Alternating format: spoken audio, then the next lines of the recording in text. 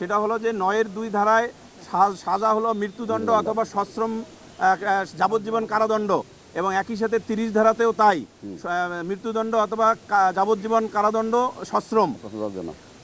এই হলো উক্ত আইন দুটিতে সাজার পরিমাণ।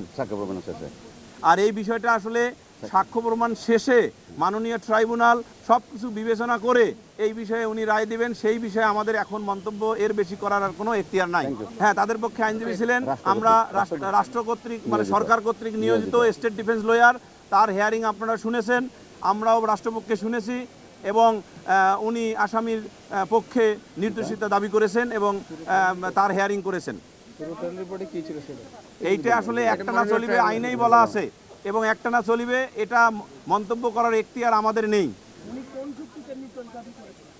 উনি ওনার যুক্তিতে যে উনি যে যুক্তি দিয়েছেন সে যুক্তি হলো আমাদের রাষ্ট্রপক্ষের যুক্তির কাছে মানে এটা যুক্তির পর্যায়ে পড়ে না, তারপরে ওনার এখতিয়ার উনি বলেছেন। ঠিক আছে, এটা তো স্টেট ডিফেন্স, আমরা বলবো স্টেট ডিফেন্স দিয়ে থাকবেন। থ্যাংক ইউ এইটা স্টেট ডিফেন্স লয়ারকে আপনারা জিজ্ঞেস করলে সবচেয়ে ভালো হইবে। Thank you.